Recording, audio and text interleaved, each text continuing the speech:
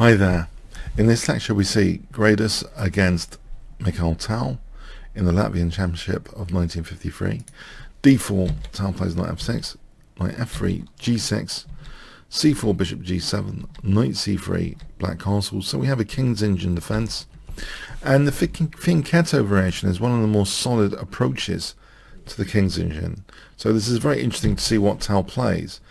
And I am passionate about the king's engine defense. So was Fischer, so was Kasparov. We see here a treatment with this setup, knight bd7, and playing for e5. We have e4, and now e takes d4. It seems overall white's results are pretty good nowadays in this line. Structurally, as soon as black plays something like c6, there's a d6 target on the semi-open file. White can sometimes suppress black's counterplay and get to win a centre pawn and win a game quite often. So this is a little bit controversial and shaky in a way, the pawn structure. We see knight c5, h3, rook e8, rook e1. And now here there's actually two main moves which are interesting to consider. a5, now even though it does weaken b5, and I remember a lecture as a junior by John Nunn to a group of juniors. So I was a junior once upon a time, and he was saying, he had a terrible position against Viktor Korchnoi with a similar kind of a5 in a king's engine, and he regretted it after. But it is one of the main moves, though. Sometimes you have to make positional concessions in dynamic openings. The other move is bishop d7, but quite often there's still another pawn to be moved on the queen side with a5 anyway, because otherwise white's going to kind of roll you over with b4, just get a queenside pressure. So a5 does become kind of important. But the question is, do you actually need c6 then, which would increase the exposure of the d6 pawn? Maybe not necessarily. White can bolt down e4, but black could play like this, and it's about even, this kind of position. Now, Tal actually not only plays a5 in advance of to lock down white's queenside, but also now plays c6. But this is the absolute mainline move in this particular position. There's a balance going on. This bishop is away from this diagonal, and in particular it's the c4 pawn which can become a logical counter target to d6. If we think about this as a target, what is the counter target which makes this worthwhile for black? And the counter target is kind of undermined. Part of the structure is going to be undermined now after bishop f4, which seems logical, a4, and it's undermined. So what does white want to do here? It's starting to get a bit scary for c4 now, as well as d6. So b4, knight e6, knight takes. The thing is, if knight de2 here, then knight takes f4, getting a dark square bishop without a counterpart, and looking at c3 here, it's very, very pleasant. This position will be very, very pleasant. Even if d6 drops, the pressure on white's queenside here with the dark square bishop is going to be very, very nice for black. And if bishop e3, by the way, knight takes here, this should be actually a small edge for white. Black does have resourceful moves like c5. So for example, this situation, black can actually get a very nice compensation with that dark square bishop, even if black is a pawn down here. So this is also pretty playable in practice. So anyway, in the game, knight takes was played, and we do have this kind of exchange of prisoners, as Nekhemyevich would say.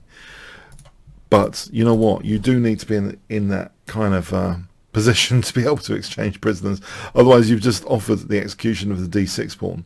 So black's play is designed to hit c4 to make sure there is an exchange of these relative weaknesses of the position, which both sides don't want to tie up pieces playing defensively.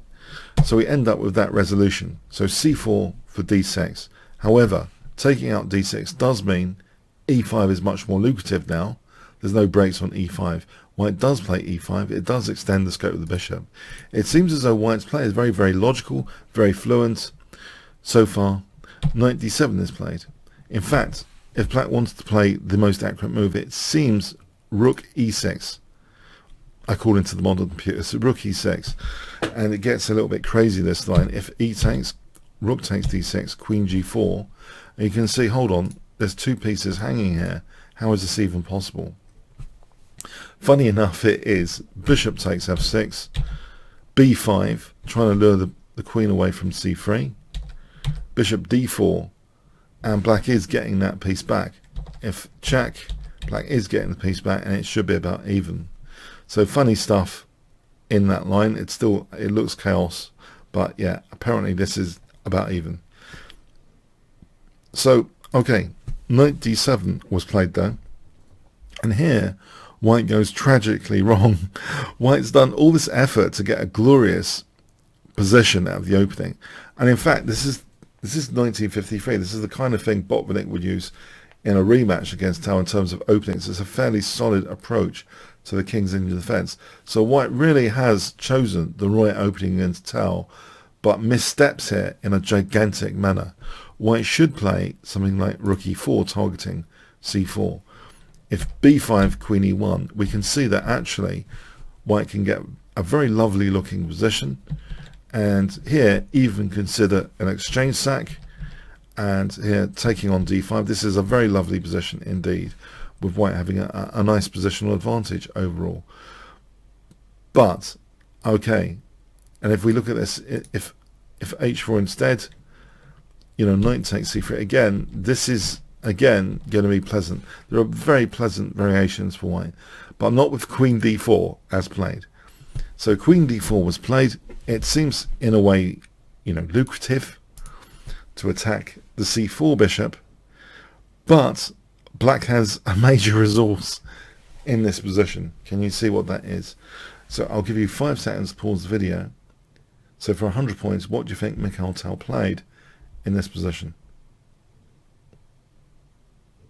Black to play.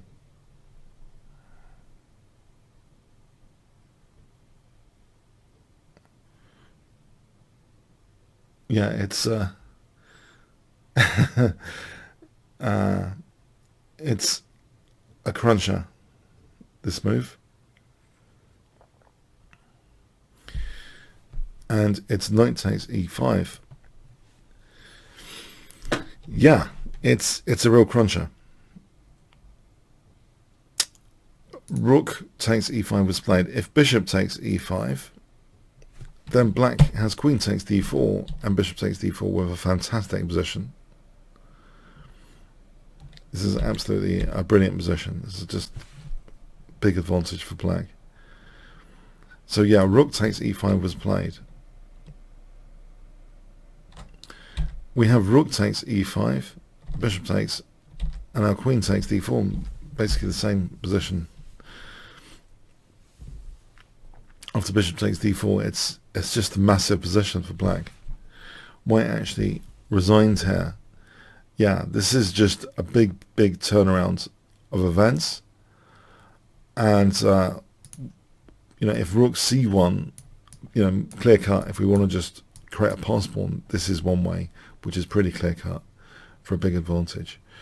So okay, yeah, it's the blunders are all there waiting to be made. So yes, white completely messed things up, allowing this kind of cute tactic, just-in-time tactic, protecting the bishop just in time, and creating that enormous pin implication. So whatever way it's cut here, it seems as though black has really undermined white tactically. It's a fantastic shot indeed. Something to bear in mind perhaps if you get these kind of murky King's Indian defense positions against the Fianchetto variation, where it's not about attacking the opponent's king, it's more about trying to exchange prisoners early on. How do you arrange the exchange of prisoners, as Nekhemyevich would say, the relative weaknesses? You have to weaken white's structure somewhere, and c4 is actually a logical place, if you think about it, away from that bishop, which is Fianchettoed. So there are some kind of tips on how to play the King's Indian more effectively in Tal's games, as well as the Benoni. But the King's Indian lasted a lot longer in the test of time. It's not that popular nowadays, but it's definitely more frequent than the Benoni. But we can learn from Tal in both openings, of course. So yeah, a very, very powerful tactical shot here expressed. I hope you enjoyed this one. Thanks so much. Hi there. Thanks for getting to the end of the YouTube video. If you would like to see other Mikhail Tal games, I actually have an amazing course for Mikhail Tal, which is currently at 4.9 with over 400 students. You can check this out from the Kingscrusher TV page. So Chess Strategy and Tactics, Mikhail Tal's amazing games. You can check out some free preview videos as well here. If you do expand all sections, you can see the preview links to get some free previews. So I hope you do check out this course index and the free previews. So I really had a thrilling time actually checking out Mikhail Tal's games. So yeah, the YouTube video here you saw was just a sample from this course. I hope you check it out. Okay, thanks so much. Oh, by the way, comments, questions, likes, shares, all appreciated. And if you did get to this part of the video, please do leave some sort of comment like Tal fan. Okay, thanks again.